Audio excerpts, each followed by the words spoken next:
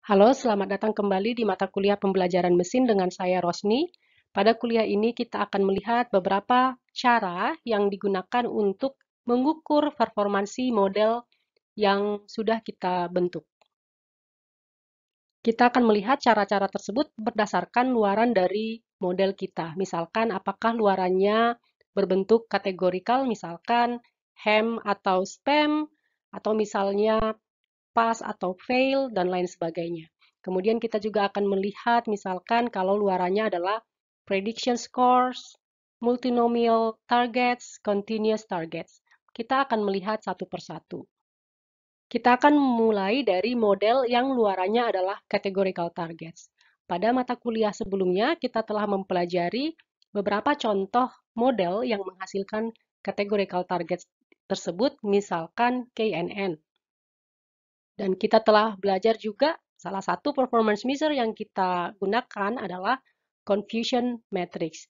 Jadi ada beberapa confusion matrix based performance measures. Misalkan di sini kita sudah memiliki confusion matrix seperti yang sudah kita pelajari sebelumnya. Kita punya true positif ada 6, kemudian false negatif ada 3, false positif ada 2, dan true negatif ada 9. Ini contoh ya. Misalkan kita punya confusion matrix seperti ini, maka performance measure yang bisa kita terapkan dari confusion matrix ini, contohnya adalah menghitung rate true positif, kemudian rate true negatif, rate false positif, dan rate false negatif. Bagaimana menghitung misalkan true positive rate atau TPR? Maka dilakukan dengan melihat yang true positif dibagi dengan true positif plus false negatif. Jadi kalau misalnya dari tabel ini, true positif mana? Ini dibagi dengan true positif plus false negatif. Begini ya.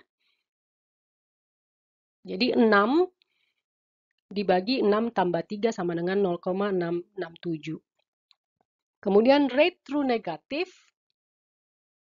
dihitung dengan yang true negatif 9 dibagi true negatif plus false positif. 9 tambah 2 sama dengan 0,818.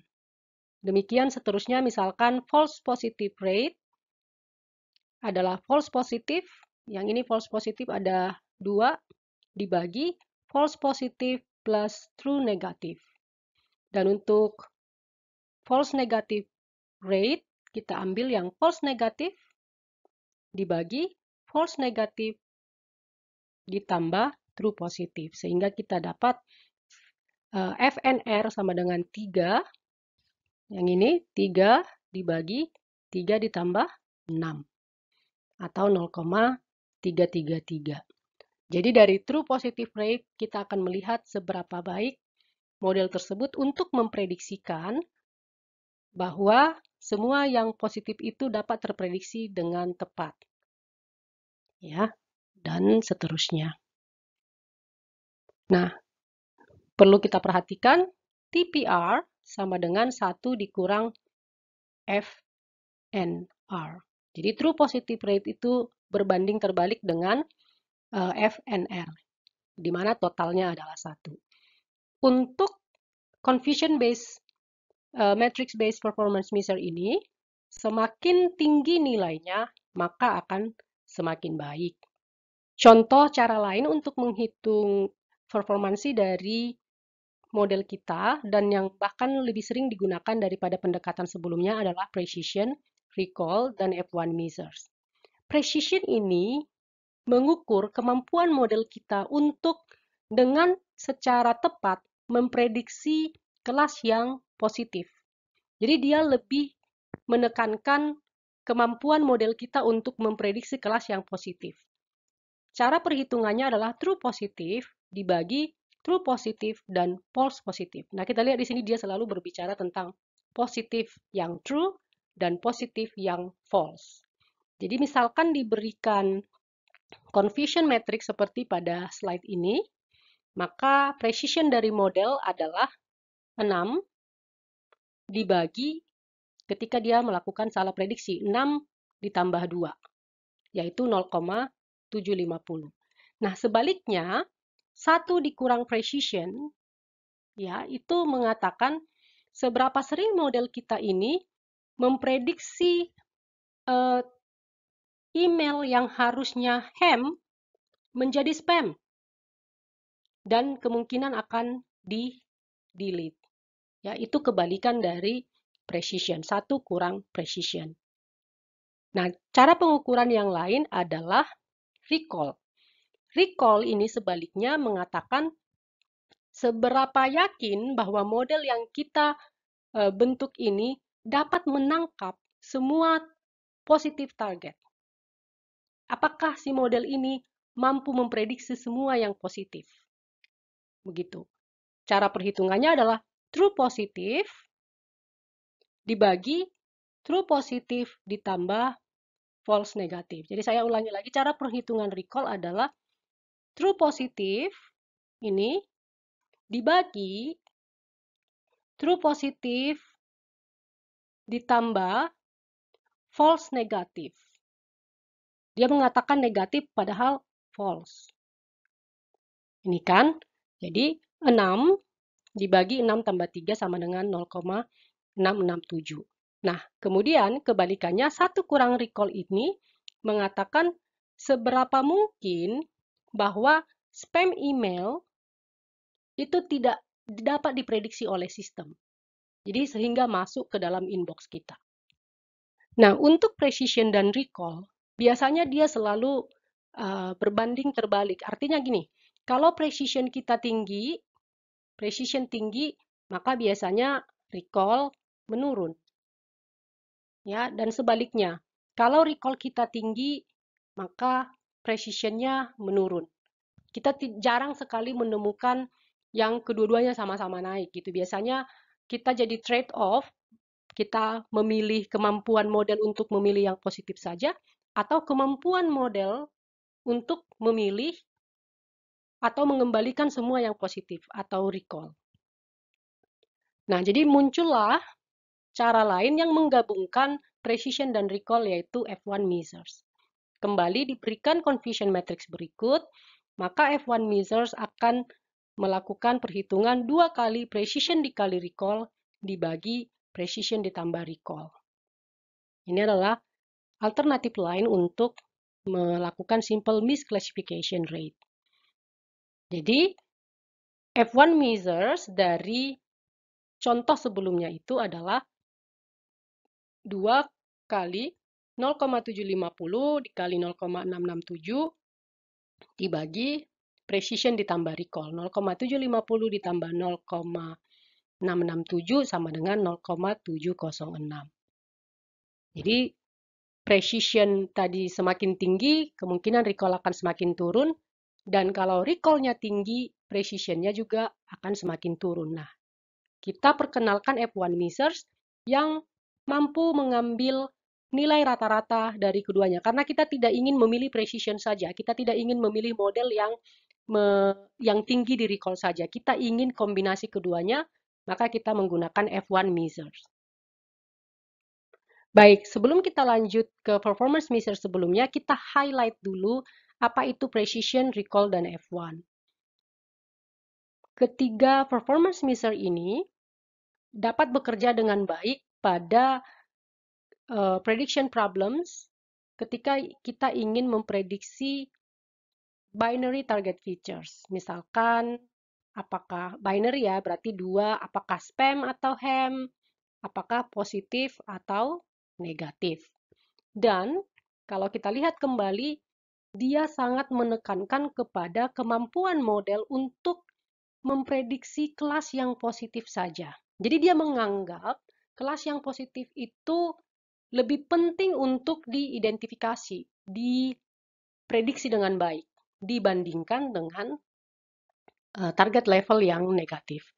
Nah, ini untuk beberapa aplikasi memang sangat ditekankan untuk kelas yang positif. Misalkan, untuk kasus saat ini, memprediksi apakah seorang pasien terkena COVID itu jauh lebih penting dibandingkan apakah pasien tersebut tidak terkena COVID, ya kan? Namun, misalkan untuk aplikasi yang lain yang sudah kita kerjakan pada praktikum, student performance, apakah menurut Anda memprediksi seseorang itu akan pas itu lebih penting daripada memprediksi mahasiswa yang gagal? Atau sama saja, sama-sama pentingnya. Nah, kalau sama pentingnya, maka performance measure yang sudah kita sebutkan di atas ini kurang tepat digunakan untuk kategori ini. Jadi, tadi precision recall dan F1 itu lebih mengutamakan kemampuan model untuk memprediksi kelas yang positif, namun kurang emphasize on negative target level. Misalkan ini aplikasi dari hal tersebut. Namun kalau misalkan kedua kelas sangat penting, apakah seorang mahasiswa lulus atau tidak sama pentingnya, maka performance measure di atas kurang tepat untuk kasus tersebut.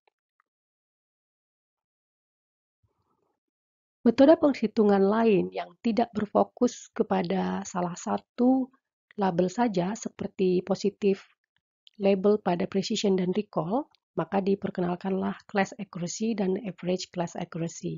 Class accuracy ini sudah kita pelajari pada minggu sebelumnya. Silahkan merefer ke materi sebelumnya untuk mengingatkan kembali bagaimana cara menghitung class accuracy.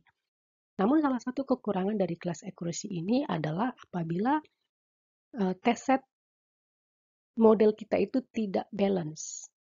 Jadi jumlah yang positif dan negatif itu tidak seimbang. Misalkan ini adalah confusion metric menggunakan KNN model, maka diperoleh nilai seperti ini. 90 adalah positif, sedangkan 10 negatif. Ini sangat tidak balance antara jumlah yang positif dan negatif. Dan perhitungan menggunakan class accuracy itu adalah 90%. Sedangkan model lain menggunakan naive Bayes, jumlah positif negatifnya sama, 90 dengan 10, namun si naive Bayes ini mampu memprediksi yang positif harusnya 70, dia mampu memprediksi 70 saja yang benar, sedangkan 20 saja 20 data dia salah mengkategorikan. Sedangkan yang negatif dia katakan positif itu 2 dan mampu memprediksikan yang negatif itu sebagai negatif sebanyak 8. Dengan class accuracy adalah 78%. Nah, sekarang pertanyaannya sebenarnya dari kedua model ini, yang mana model yang paling baik? Maka mari kita lihat perhitungan dengan average class accuracy. Dengan perhitungan 1 per jumlah level, dalam hal ini adalah kelas yang akan kita prediksi ada 2, yaitu non-churn and churn. Dan kita jumlahkan untuk setiap level recall dari level tersebut. Maka kita peroleh 1/2, 2 ini tadi adalah jumlah kelas yang akan kita prediksi, positif, negatif. Kemudian kita hitunglah recall dari masing-masingnya, 90 dibagi 90 tambah 0 ditambah 1 dibagi 1 tambah 9 sama dengan 0,55. Jadi KNN ini memiliki average class accuracy adalah 55%. Sedangkan model dengan naive Bayes memiliki persentase yang sama, yaitu 78%. Maka dari sini bisa kita lihat manakah sebenarnya dari kedua model ini yang paling baik. Dengan kasus tadi test setnya itu tidak balance, maka dapat kita simpulkan naive Bayes memiliki akurasi 78% adalah model yang paling baik dibandingkan yang di atasnya. Perhitungan average class accuracy dapat dilakukan dengan dua cara, arithmetic yang sudah kita lakukan sebelumnya dan harmonic mean. Namun arithmetic mean ini dia sangat akan dipengaruhi oleh large outliers. Jadi kalau ada nilai yang sangat jauh dari distribusi yang normalnya, ini akan mampu membuat seolah-olah model kita itu performansinya sangat baik. Sedangkan kalau harmonic mean ini lebih menekankan kepada pentingnya nilai-nilai yang kecil ya. Jadi lebih realistik dalam melakukan perhitungan performansi dari sebuah model. Jadi HM di sini adalah harmonic mean dan biasanya arithmetic mean itu ditandakan dengan AM atau tidak digunakan sama sekali. Dan dengan rumusan sebagai berikut. Maka berdasarkan slide 8 tadi, kita akan melihat bagaimana perbandingan average class accuracy dengan arithmetic mean dan dengan harmonic mean. Maka ini adalah average class dengan arithmetic mean. Dengan harmonic mean, maka didapatkan bahwa performansi dari model tersebut adalah 18,2. Sedangkan untuk contoh yang satu lagi 0,78, maka harmonic mean-nya adalah 0,78 juga. Demikian untuk performance measures pada categorical targets. Pada slide berikutnya dan video berikutnya kita akan mempelajari tentang model yang keluarannya adalah prediksi skor, memprediksi, jadi hasilnya adalah skor. Kemudian kita juga akan melihat model yang keluarannya adalah multinomial dan continuous targets.